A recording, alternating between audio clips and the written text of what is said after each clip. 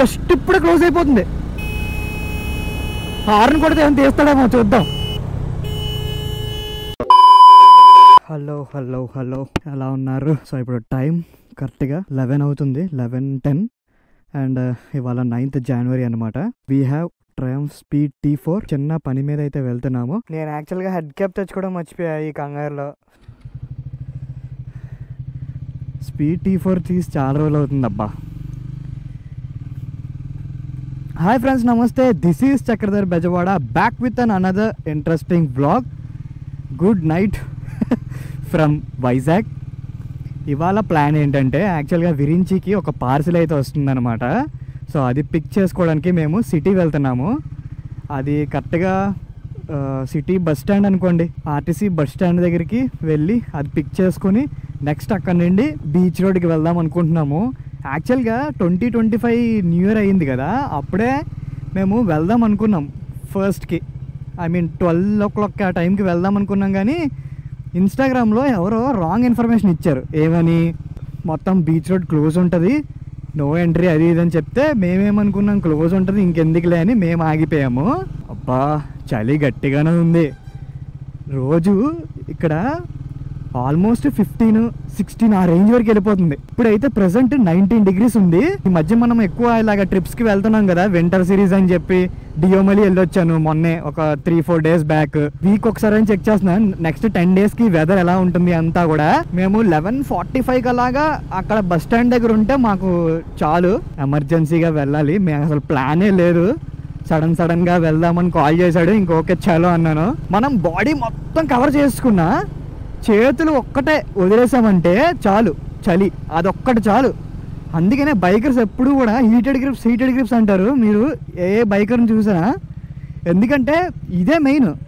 ఇక్కడ వేడి లేకపోతే మనము డ్రైవ్ కూడా చేయలేము. యాక్సిలరేట్ ఇచ్చేటప్పుడు కూడా చాలా వణికిపోతూ ఉంటాయి అనమాట చేతులు అంతా కూడా. అసలుకే మా ఏరియా సైడ్ ఎవ్వరూ తిరగరు. మళ్ళీ మేము దెయ్యాలు తిరిగే టైంలో తిరుగుతున్నాం. నాకు తెలిసి అసలు ఎవరైనా జనాలు ఉంటారో లేదో. సిటీ సైడ్ అయితే ఉంటారు, ఇక్కడే కొద్దిగా కష్టం అనమాట. ఇది లో బీమ్ వేసుకుంటే అస్సలు పని చేయట్లేదు. చూడండి, లో బీమ్లో అసలు ఏమీ కనపడట్లే. హై బీమ్ వేస్తే కొద్దిగా బెటర్. ట్రయంఫ్ వీడియో చేశాను కదా, ఆ వీడియో కింద కొన్ని కామెంట్స్ వచ్చాయి అనమాట. అవన్నీ నేను ఇదిగోండి చూసారా అలా వచ్చిందో పంది. అది నైట్ టైమ్స్ లైటింగ్ సరిగ్గా లేకపోతే చాలా ఘోరంగా ఉంటుంది. మనం ఎక్స్పెక్ట్ చేయలేము ఎలాంటివి అవుతాయి అనేది కూడా. సో ఈ టైంలో అవన్నీ ఎందుకు మాట్లాడుకోవడంలే. కానీ వీలైతే కామెంట్స్ అన్నీ కూడా ఒకసారి చదువుతాను. విరించి ఏమైనా రిప్లై ఇస్తాడేమో చూద్దాము. ఎందుకంటే రివ్యూ నాకన్నా ఎక్కువ తన దగ్గర ఉంటుంది కాబట్టి తను మంచిగా రివ్యూ వస్తే ఇంకా బెస్ట్. కంపెనీ వాడేమో రిమ్ కోసం వెళ్తే ఏమో ఆస్తులు అమ్ముకుంటున్నాడు వాడు. ఒక్కొక్క రిమ్ 10,000 అంట. జస్ట్ ఇప్పుడే క్లోజ్ అయిపోతుంది. హార్న్ కొడితే ఏమైనా తీస్తాడేమో చూద్దాం. అర్రే చా, జస్ట్ వస్తున్నాను క్లోజ్ చేస్తారు, ఇంకేం చేయలేం. షిట్, ఒక్క 2 minutes ముందు వచ్చి ఉంటే బాగుండు. వామ్మో ఎంత మెల్లిగా వస్తుందో చూడండి అసలు ట్రైన్. యాక్చువల్గా ఇక్కడ ఓన్లీ గూడ్స్ ట్రైన్ తిరుగుతాయి అన్నమాట, నార్మల్ ట్రైన్స్ అసలు తిరగవు. నేను ఎప్పుడు వచ్చినా కూడా ఇటు వస్తే కనుక పక్కా 15-20 minutes ఆగందే నేను వెళ్ళను. బ్రిడ్జ్ అయిపోవాలి, స్టార్ట్ చేశారు. ఎలక్షన్ ముందు ఒక 1 month ముందే ఆపేశారన్నమాట పనులు. అప్పటి నుండి ఇంకా బ్రిడ్జ్ వర్క్స్ అలాగే ఆగిపోయి. ఓరు నాయనో, అసలు ఇంకా స్లో చేస్తారు. ఎవరైనా ఎక్కుతున్నారా ఏంటి? వీళ్ళు చూడండి ఇప్పుడు క్రాస్ అవుతున్నారు. వీళ్ళు ఒక 5 నిమిషాలు ఆగి వెళ్ళొచ్చు కదా, ఎందుకు వీళ్ళకి అసలు కంగారు? ఇది వెళ్ళిన తర్వాత ఒక 500-800 meters దాటిన తర్వాత అప్పుడు తీస్తారు గేటు. ఇతను చూడండి అసలు ముందుకు వెళ్ళిపోయి నుంచున్నాడు. అది తీసినప్పుడు ఏం తగిలితే ఏం చేస్తారు అసలు, అంత ముందుకెళ్ళి నుంచున్నారు. సౌండ్ వస్తుంది కీ కీ కీ కీ అని, అది రాకుండా అయితే ఓపెన్ చేయరు. అదిగోండి సౌండ్.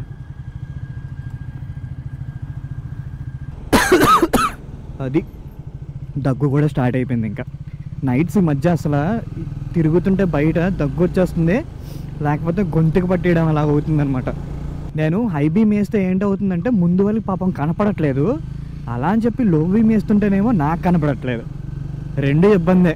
అక్కడ ఇందులోనా ఇక్కడ అంత గట్టిగా ఏం లేదుగా.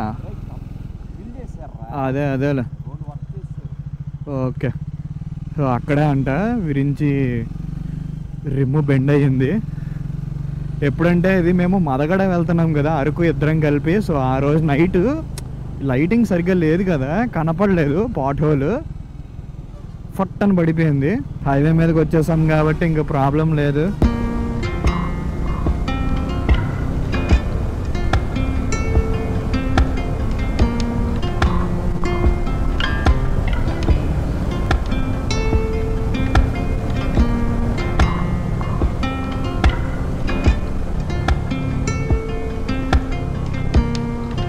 నైట్ 11 దాటాక మ్యాక్స్ సిటీ లిమిట్స్లో సిగ్నల్స్ మెయిన్ జంక్షన్స్ అంటే ఆపచ్చు, మిగతా జంక్షన్స్లో అంత పర్టికులర్గా అయితే ఏం ఆపవసరం లేదు నా ఉద్దేశంలో. కానీ చాలా కాషియస్గా ఉండాలి, చూసుకుని వెళ్ళాలి.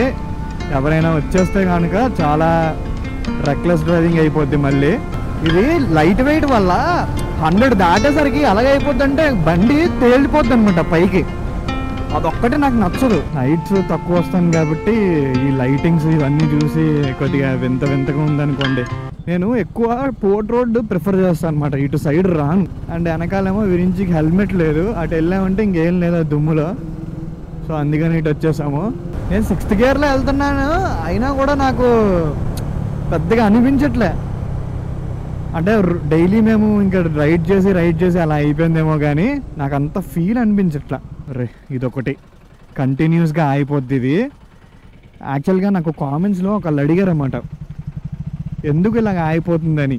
దానికి రీజన్ ఏంటంటే ఎప్పుడైనా సరే రిజర్వ్లో ఉంటే గనక బైక్ పెట్రోల్ లైట్ వెలుగుతుంది కదా, సో ఆ లైట్ వెలిగితే గనక మనకి క్లచ్ మీద ఎక్కువసేపు మనం హ్యాండ్ పెడితే గనక అది ఆఫ్ అయిపోతుంది. సో మేము ఇది అబ్జర్వ్ చేసాం కాబట్టి చెప్తున్నాము. హాఫ్ క్లచ్ అనుకోండి, ఇంకా హాఫ్ క్లచ్ చేస్తే గనక ఇంకా ఆగిపోతుంది అనమాట. ఇది ఎవరికైనా నిజంగా డౌట్ ఉంటే గనక ఒక హాఫ్ ట్యాంక్ ఫిల్ చేపించుకుని సేమ్ ఇలాగే క్లచ్ పట్టుకున్నప్పుడు ఆగదు.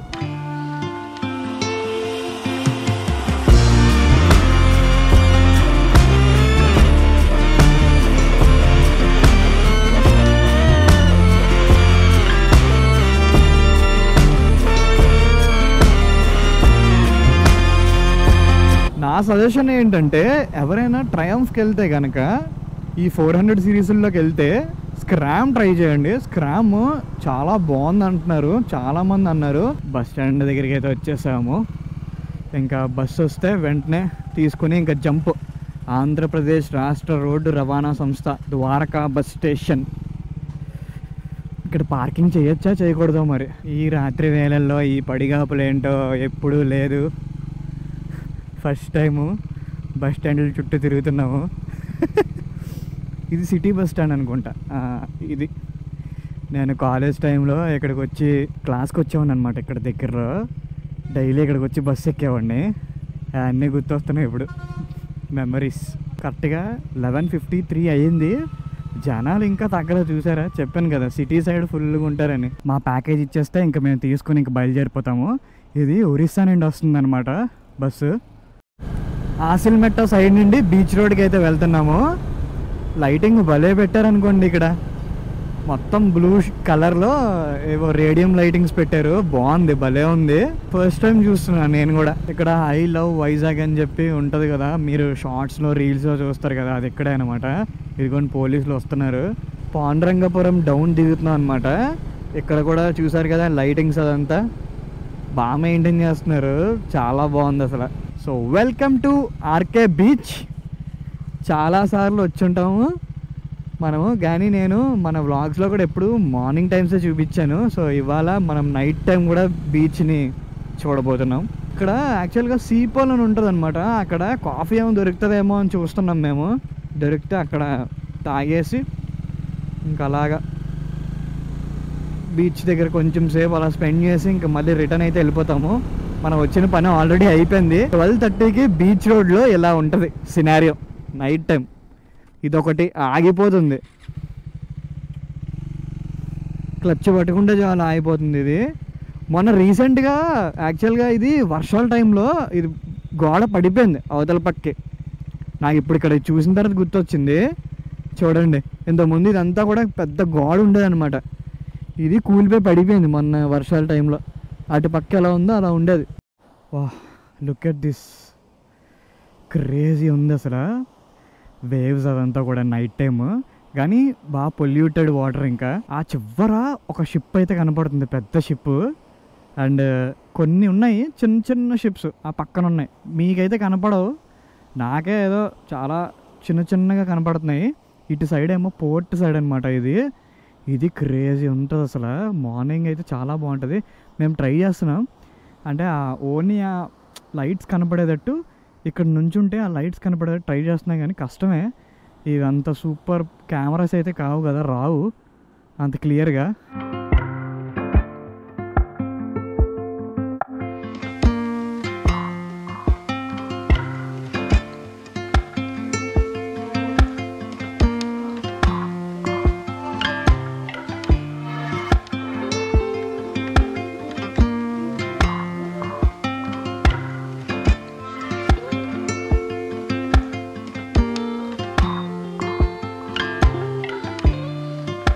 Time is like 1:05.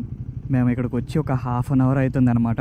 మంచిగా ఒక కాఫీ అయితే వేసాము ఈ చల్లని వెదర్లో, చాలా బాగుంది. సీ కూడా ఎంత ప్రశాంతంగా ఉందంటే, పొద్దున్న వస్తే కనుక ఈవినింగ్స్ ఎంత గోల గోల ఉంటుంది అసలు ఇక్కడ అంతా కూడా. ఇవాళ మాత్రం ఫుల్ ప్రశాంతంగా అనిపించింది. ఇంకొక 1 అవర్ ఉంటారేమో ఎవరున్నా కూడా. 2 o'clock మొత్తం ఆల్మోస్ట్ ఇంకా ఖాళీ అయిపోద్ది అంతా. ఇప్పుడు ఏంటంటే ఇక్కడ నుండి ఆ ముందు వరకు వెళ్తాను, ఈ రోడ్లో అలాగ ఒక రౌండ్ వేసుకుని ఇంకా డైరెక్ట్ ఇంటికే, ఇంకెక్కడ ఆగేది లేదు.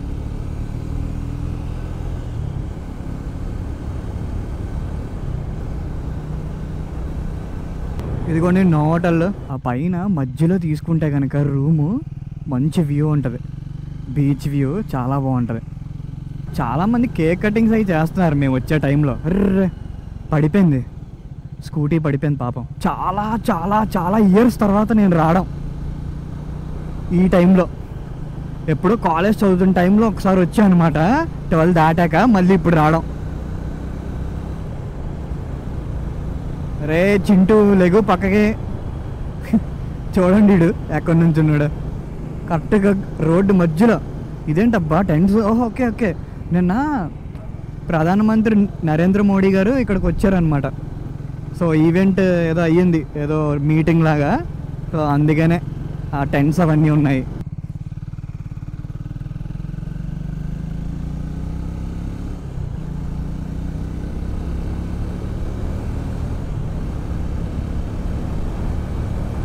ఎక్కువ YMCA అంటారనమాట ఈ ప్లేసు. ఇక్కడికైతే వచ్చేవారు. ఇప్పుడు ఇక్కడ ఎవరు పెట్టట్లా కాఫీ కానీ టీ కానీ 12 తర్వాత. ఒక తాత ఉండేవారు అనమాట, చాలా ఏజ్డ్ అతను వచ్చి అమ్ముకుంటూ వెళ్ళేవారు. ఎవరికైనా అది ఎక్స్పీరియన్స్ ఉంటే కనుక నాకు కింద కామెంట్స్లో చెప్పండి. సో ఇంకా మనం ఆర్కే బీచ్ నుండి వెళ్ళిపోతున్నాము, రిటర్న్ స్టార్ట్ అయిపోతున్నాము. Overall nice experience after many days కాదు, ఇయర్స్ అని చెప్పొచ్చు. నైట్ రైడ్ వైజాగ్లో, అది కూడా బీచ్ రోడ్లో. సో గాయ్స్ ఇంకా ఇక్కడితో అయితే వ్లాగ్ ఎండ్ చేస్తాను. మధ్యలో ఏమైనా ఇంట్రెస్టింగ్గా కనబడితే కనుక కంటిన్యూ చేస్తాను, లేదంటే ఇంకా వ్లాగ్ అయితే ఎండ్ చేసేస్తాను. తెలుగు తల్లి ఫ్లైఓవర్ ఉంది కదా, సో ఈ పైకి అయితే నో ఎంట్రీ అనుకుంటా. 12 తర్వాత మొత్తం బ్యారికేడ్లు అవన్నీ వేస్తున్నాయి. ఇంకా మనం ఇలా కింద నుండే వెళ్ళాలి, ఫ్లైఓవర్ ఎక్కడానికి అయితే అవ్వదు.